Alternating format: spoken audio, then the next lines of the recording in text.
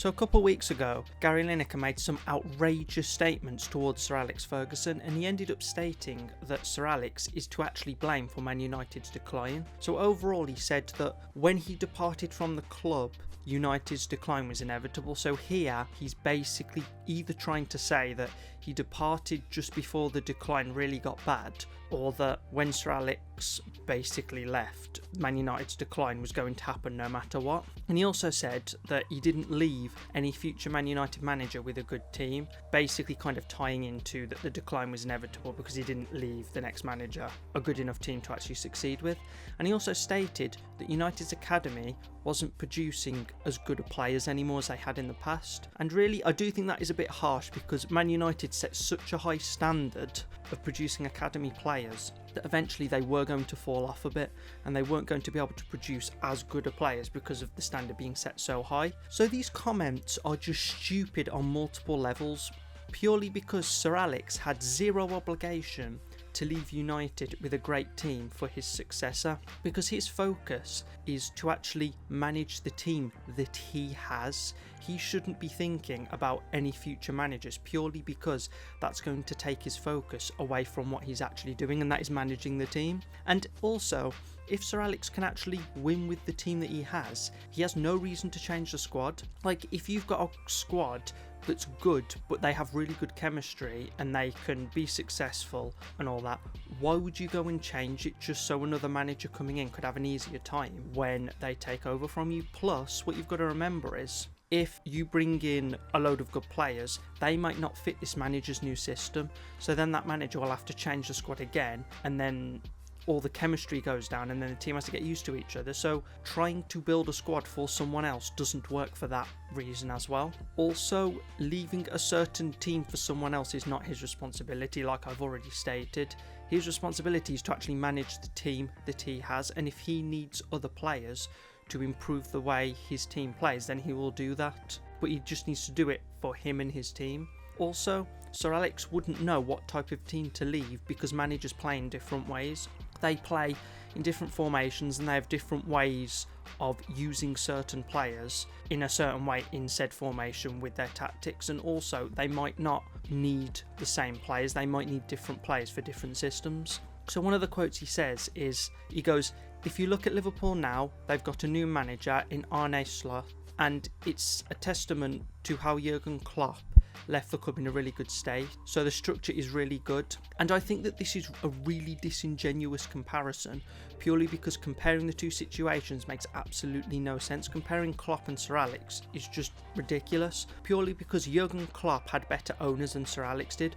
What you've got to remember is the Glazers came in, took out a loan to buy Man United, then put that debt onto the club. So now Man United have been in debt since like 2005, so for the last 20 years. Liverpool's owners didn't do that. Liverpool's owners gave Klopp a lot more freedom to actually go into the transfer market and build a team that he wanted. Sir Alex, yes, he was a great manager and he still won under the Glazers, but he was kind of restricted to what he could do. And also Man United's facilities have been going downhill as well because the Glazers don't really give a shit about the club. They just want to make money out of it. They really, really don't care. So the two situations are very, very unfair to compare because they're just totally different situations. And I think this is kind of Gary Lineker trying to like put Jurgen Klopp up there whilst kind of dragging Sir Alex Ferguson down a bit, because that's what people do. They will drag down another great player or manager to elevate another, and that's kind of what it seems like he's trying to do here. But anyone who knows the history of the Glazers will know that it's a ridiculous comparison. He also went on to say that probably wasn't the case at the end of Sir Alex Ferguson's time at Old Trafford. I know they won the league that season, but it wasn't their best side, and a lot of their great players are coming to the end of their careers. And I think he's really trying to put this team across as a bad team, to be honest, and the team isn't as bad as he was saying. Yes, this wasn't the best team Sir Alex ever had, and I will admit this wasn't the best team in the Premier League, I don't think anyway. But Sir Alex didn't need the best team in the Premier League to actually go out and win.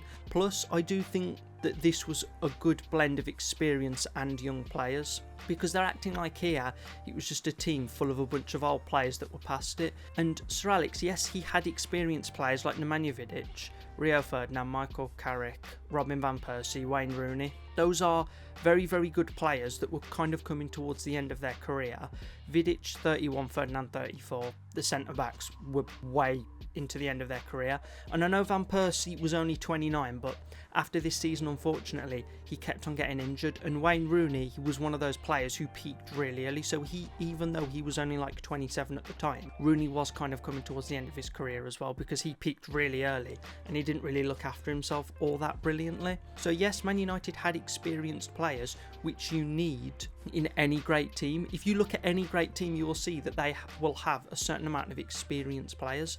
And yes, I will admit this team probably had a few too many old players for a team to be very, very successful, but they needed players like that. Plus they also had young up and coming players like David De Gea, Chris Smalling, Shinji Kagawa and Danny Welbeck. And I think that this is the important bit, because those weren't the only good young players. They had other young players that were coming through as well. A lot of them didn't really work out because, like, the managers that came in after, I don't really think they knew what to do with the side. But I think that the criticism here is really, really unfair, because yes, he didn't leave Man United with a title winning side, even though he won a league title, which is very, very impressive, to be honest. But I do think he left a much better foundation than he's being given credit for. It's just that the dysfunctionality of the team kind of in the backroom staff, and with all the facilities and the club being in debt, and the Glazers, especially the Glazers, because they fucked everything up.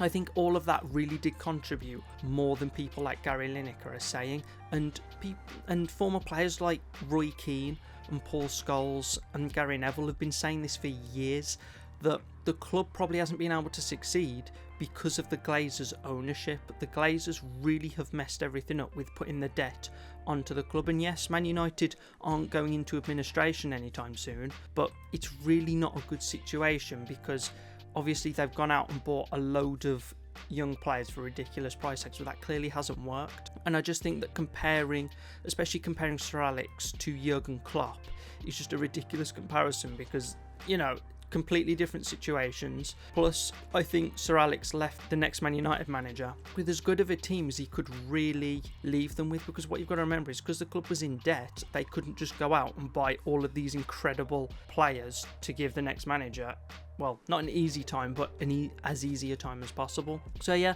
those are basically my thoughts on what Gary Lineker said about Sir Alex Ferguson, basically setting up the next Man United managers for failure. And yeah, let me know what you think down in the comments. Do you think his comments have any genuine legitimacy, or do you think it's just a bunch of old bullshit? Let me know all that down in the comments. If you like the video, leave a like, and also if you like this video, consider subscribing to the channel. So yeah, thank you for listening, and hopefully I will see you in the next one.